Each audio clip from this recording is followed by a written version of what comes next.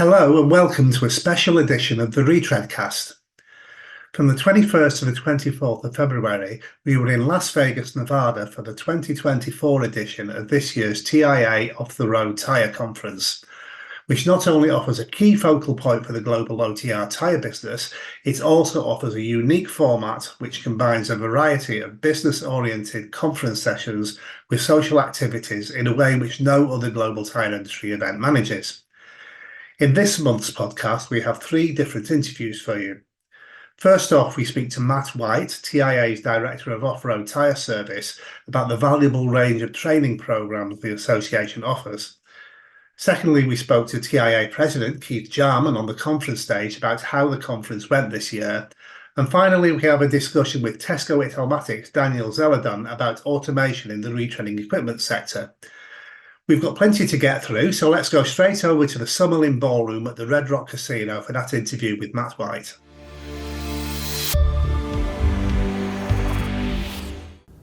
So I'm here today in Las Vegas, Nevada at the TIA Off-Road Tyre Conference, and I'm here talking to Matt White, who's the Director of Off-Road Tyre Service at TIA. Hi Matt, thanks for joining us today. Thank you for inviting me. It's a pleasure. So firstly, perhaps you could begin by telling us, what your role entails at TIA and what you've been up to this week at the conference. Sure. I'm the Director of Off-Road Tire Service, and I was previously Director of Tire Service where I covered all 5 of the programs. Kevin has kind of moved me into Farm Ag, OTR Service, Industrial, that to concentrate. My role is to basically I travel.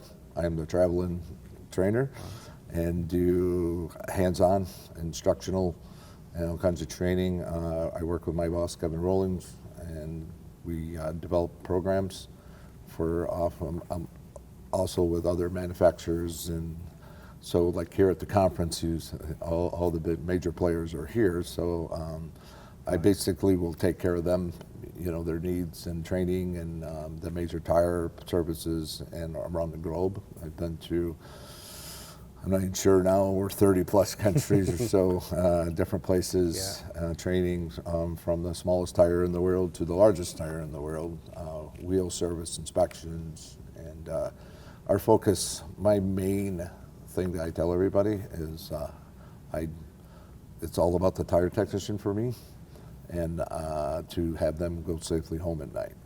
So it's a dangerous business. Absolutely, of course. So can you tell us a little bit more about the association's training program for OTR tyre professionals, and how can OTR retreaders tap into the service that you offer to give better training to their clients? Well, ours is very popular with that. As a matter of fact, we were just discussing about one of the retreaders here that I'm doing a basic earth mover class for them. Everybody in here, training is the focus, as you've seen here this week. Sure.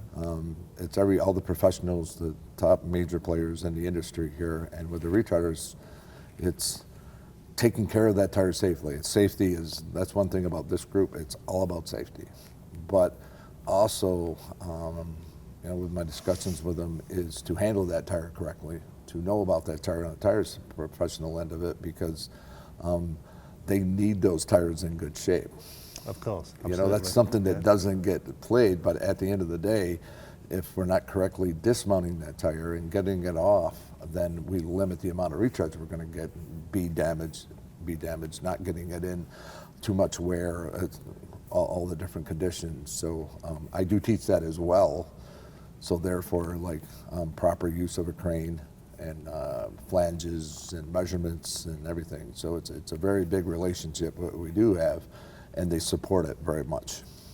Okay, so what in your experience do tyre and wheel service companies in the OTR sector need to do to optimise their tyre and wheel service? Training, and when we're done, more training. Sure. So that's going to be a word that you hear from me on everything, because our market changes. Our market changes all the time, and I came from the where this guy knew everything and do it my way and that's it. And that's how injuries happen, and a lot of younger generation It's the first time they're seeing the training, so now, unfortunately, I've been part of this movement, I call, that everybody's training. You know, before it was like, oh, I can't get the guy out, which I understood, and that's why our motto is to come to them. And the hands-on training to me is the best. It's the biggest way of showing. So, and sometimes some of the harder trainings that I do is somebody who's been in the business 30 plus years and hasn't, you know, he's always done it this way. And so I really enjoy working with them because I do one thing differently than I see others. It's respect. Yeah. It's respect. I get their respect first. I tell them I've been there. I've been over 35 plus years. You know, I did it wrong a lot, so I'm good at doing it right because I did it so wrong for a long time. Yeah. And you know, working with Tia in the beginning and help with the programs and everybody else, I've been fortunate to have very big relations with everybody in this room and beyond. Yeah. Because they understand what I'm doing. They support me. And we really, sometimes everybody has different visions. This vision is simple, that you send your guy to me and he's gonna get training to my satisfaction, and that's a lot. That's a lot. So that relationship, they need tooling, training, proper equipment, maintenance, lockout, tagouts, all that is all training. It's all training. No matter how you look at it, it's training. Sure. Yeah. But we have, one thing I think that we've really been able to do over the past decade is, or more, is show the importance to the industry, how important a tire technician is. Without a tire technician, we don't put tires on. And putting our focus on them, and that's what we've done very well. And the industry, the people here, the tire companies, the large ones, they focus on that tire technician. It's huge. It's really big for us. Excellent. Okay, so let's talk a bit about health and safety. That's obviously a key issue in the OTR tyre sector. So I know this is probably something that you could talk all day I can. about. But, I'm sure when you were talking to people about me, they'll say that Matt can talk all day.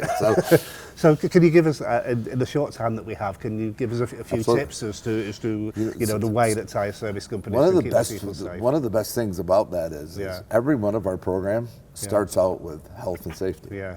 You know, anywhere from talking about lockout, tagout to the importance of drinking water, to heat stroke, to frostbite. I mean, those are things that get overlooked because we've come, and I'm one of them, we are get her done guys. We're gonna get her done.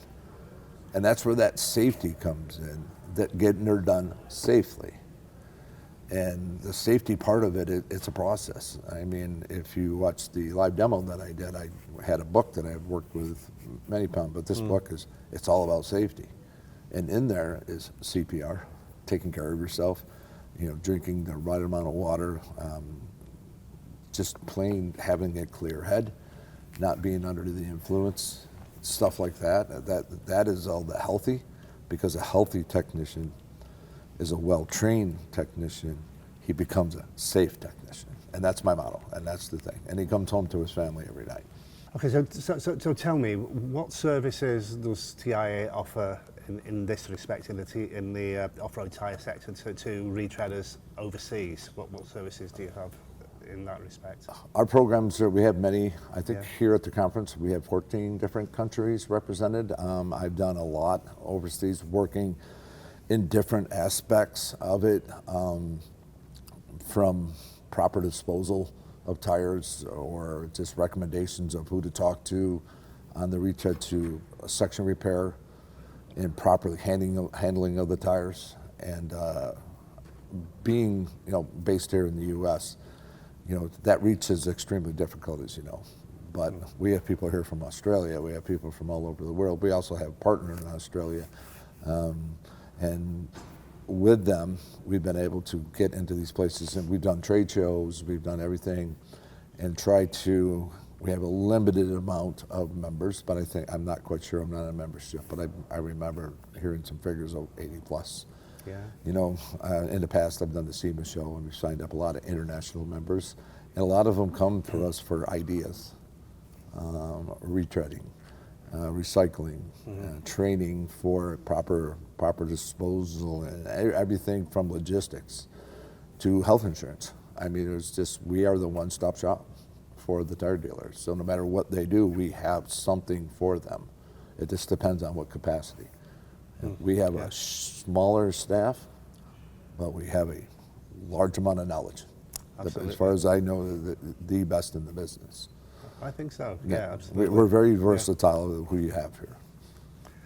Okay, so my last question relates to the session you ran on the first day of the conference on tyre chains.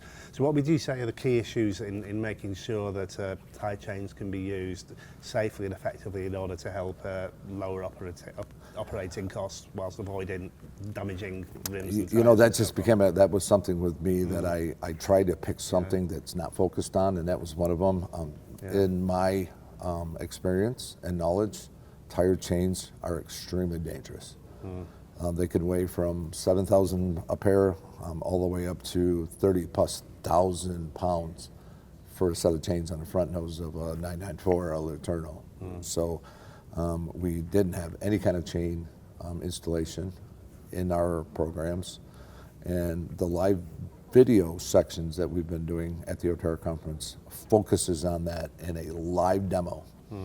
So obviously, people know chains. I can't, install a full for hours. So we had approximately 45, 50 minutes to where I had another side already mounted, and then we mounted, as you saw, one on a 35, 65, 33, I believe, on a Komatsu WA600, showing the technique of how to do it safely. And you'll notice in there that one thing that I keyed in on a lot, being at places, talking to people, watching videos myself, is the use of cribbing on the bucket was a major.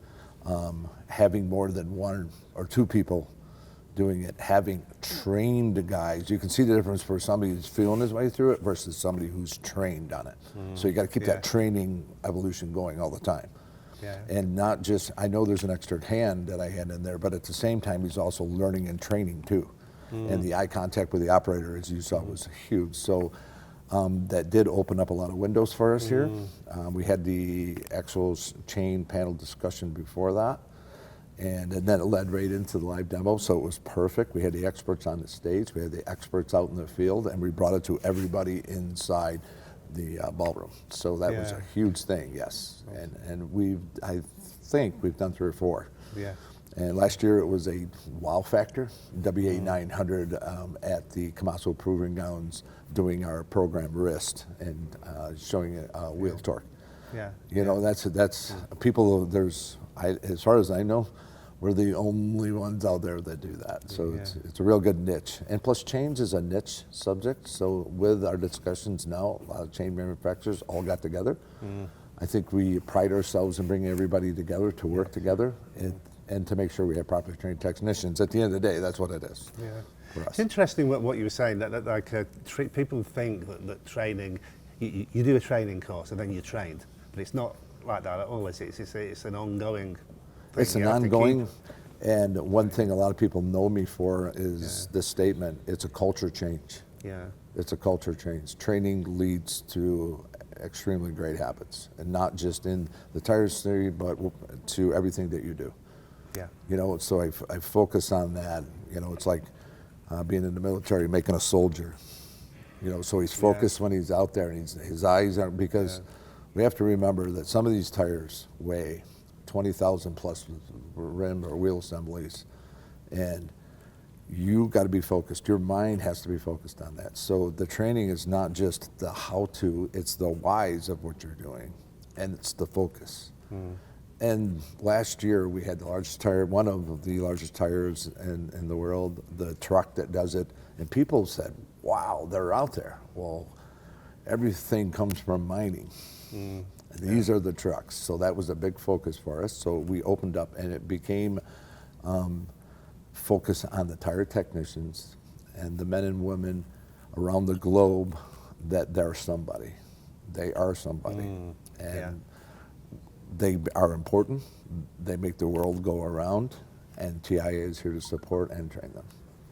And Well, you can tell I'm pretty passionate about that. So. I can, yeah. Well, I think that's really valuable insight. So thanks very much for that today, Matt. We appreciate it. Thank you for inviting me, and thank you for everything that you guys do to put the word out. I appreciate it. Yep, thank you. Well, that concludes the interview with Matt White. For those readers who would like to hear more about TIA's training programs, we're hoping to be able to bring Matt to our Retreading conference in Bangkok, Thailand in May to run one of the planned series of training-oriented conference sessions. Now, let's move on to the conference itself. This year's president of TIA is Keith Jarman from AME International, who we managed to catch up with before he left the stage at the end of the second day of the conference sessions, and we were able to find out how he thought the conference had gone. So I'm here on stage with Keith Jarman, who is the president of TIA. Keith, how would you say the conference has gone today? What are your aims for the rest of the show? Yeah, I think it's a fantastic venue, turnout as well, and each day has a different theme. So today is really on safety and training, and I think it was fantastic. There was a live demonstration, right, with something that's not really well known or regarded, putting chains on earth mover tires. So, to be able to have that feed, brought into the conference room and have, an audience of 300 or 400 people witness that, I think it's a first class, event. So it's nice with the afternoon start that it's just getting started. We've got tabletops now, so I'm excited. This is my favorite event that I do, and it's one of the few events at 30 years into the business that I still look forward to going to. I love the tabletop format. It's really quite unique in the tile industry, isn't it? And I think what makes the show so successful, because it brings people together and it turns the whole thing into a social event as well as a conference, an industry conference. Exactly. When I first started coming to this conference, which was maybe around 2002 or 2003, the gentleman who put it on said, it's a really good educational format with lots of networking opportunities. And I think that continues. A few years later, they did add that tabletop element. And so it's not a trade show. We've all been to those, and that's not the purpose of this event. But it does give an opportunity to maybe show some latest technology or have some flyers. But to your point, it's an excellent event to network, get to know people, and communicate. And it's good to see so many people from all around the world here. Yeah, it's true. Yeah, it's true. I just, even before the conference, I noted that we had, I personally engaged with people from Accra, Ghana, from Antwerp, Belgium. Yeah. Of course, you're coming from the UK.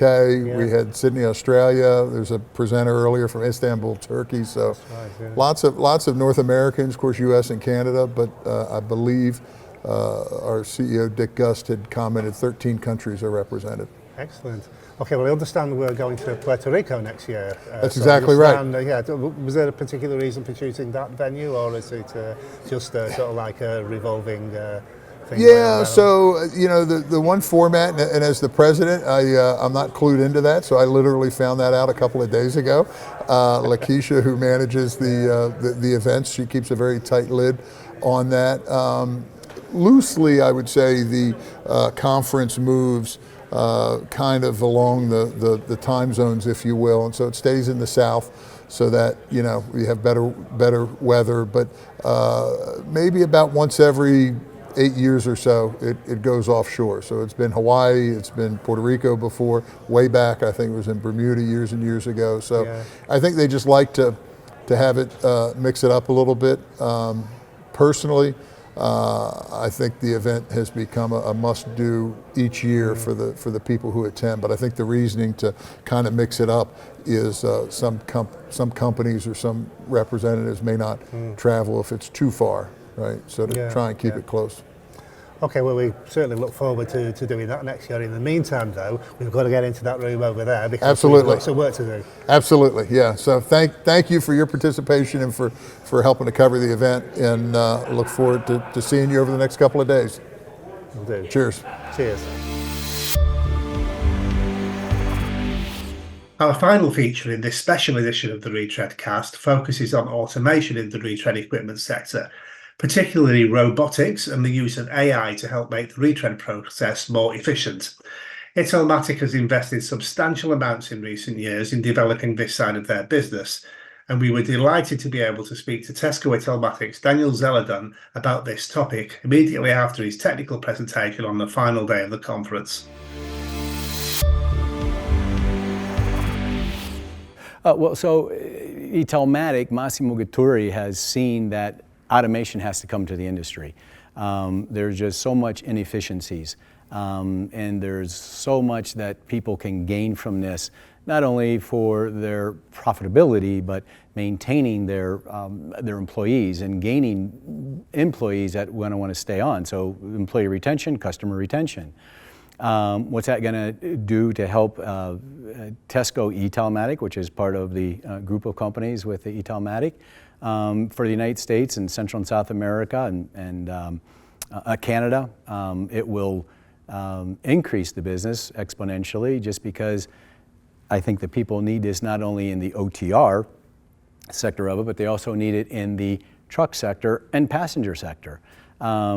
So the viability and the return on investment, I think people are just going to see that it's just, it's, if you will, a no-brainer. As I've been at this for 44 years and been through the old equipment, worked on the old equipment, coming up through, there really hasn't been this type of revolution in new efficient technologies that I'm really, even at my age at 63, I'm excited about this and looking forward more for my son to take this and run with it, because that's his generation. Yeah, so we all, as I mentioned in the presentation, Lizardo Benitez Renova in Peru does all the huge 63-inch bilac. They do 63-inch. We have the buffers, builders, sculpturing machines, regrooving machines. Lizardo has invested in the robo hammers to stitch the rubber into the tires, because they're very large repairs, as well as the skiving robotics. Now we have the robotics that are doing the sidewalls. Eric Griffin from Inland Tire in California has invested in a machine that we've made it to where we've custom made it. Let me put it that way. It'll do the skiving for the tread, the sidewall. It'll also do the regrooving. And we've also incorporated to where it'll work with a building table that he had existing. So we've made it into as well as a semi-automatic builder, incorporating controls that will let it go forward and go backwards in a small rotation, predicated on the building of the Precure OTR tires. Yeah, exactly. It started out as Steinbeckler a few years ago, and then Zeiss bought that. Massimo has taken that to the next level. And I know we have new tire dealers that have already been buying it. The technology that he's put into that as it's going through, it's scanning the information. In years past, it took almost 2 minutes to process a tire. He's got the speed down to 55 seconds, under a minute. So anybody with high production plants really should look at that, because it's not a delay in their production. It's actually going to, I think, help them with the throughput, especially when it comes to the inspection of the casings for anomalies and separations and so on and so forth.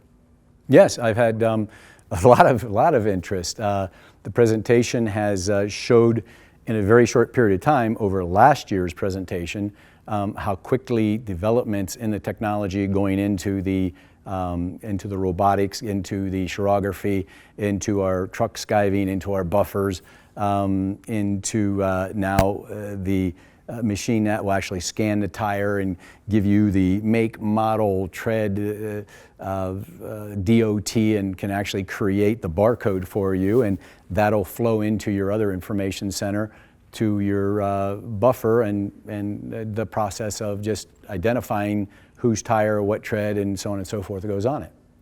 The future of retreading in general, I think we're going to see it become more automated. You know, the bigger guys are getting bigger, and their throughput needs to be more efficient. That way they don't have to add investment into a larger building. They can increase their productivity, their pass-through. And you know, the younger generation is all about computers. You know, some of these machines are like a big Xbox, if you will. And I think that's going to attract a certain qualified caliber of a young man that wants to get into this business and have the best of both worlds. Not so labor intensive as we've found in the past, and less intensive in labor and more fun to operate with something that's huge and robotic and really cool. I think that's the future, not only in OTR. I think it's going to be a future in the passenger retreading. I even think it's going to be, I have some customers doing aircraft retreading. I think it's going to come into that as well as the passenger light truck side of it. Well, we have a lot of interest. And I know that once Eric Griffin's machine at Inland Tire is hooked up and running, Eric has been gracious enough to a very fine gentleman to allow us to bring other customers in to video and such like that, because we have had like non-disclosures with some of the other people. That's why I haven't been able to show a lot of the machines working. Just been bits and pieces, but I think it's given enough information to people see the capabilities and what they can do, along with the technologies that are incorporated in that. But I really feel that once people see, you always have a pioneer in life. And that pioneer is always a person that thinks outside the box. And the person that thinks outside the box and sees what the future is and realizes the benefits, honestly, I don't see any downside. I would venture against anybody to tell me what is the downsides, and I can guarantee them that the upsides are far outweighing the downsides. So again, it's like a no-brainer. And I feel that once we have that operating here in America, that'll be the first machine in America, I think that you'll see people following suit because they realize that's a future. They need to be more competitive, be more efficient, be more safe, and be more profitable. Well, that concludes this edition of the Retreadcast, but it's not the last you'll hear of our presence at the TIA Off-Road Tyre Conference this year. Soon we'll be releasing our video diary of the whole event, so keep a lookout on our website and YouTube channel for that. Meanwhile, in the next edition of the Retreadcast, we'll be featuring an interview with Daniel Rojas, the General Manager of the Chilean Retreaders Association, ARNEC, which we also managed to conduct during our time in Las Vegas. We hope very much you'll be able to join us for that, but until then, thanks for watching and please stay safe.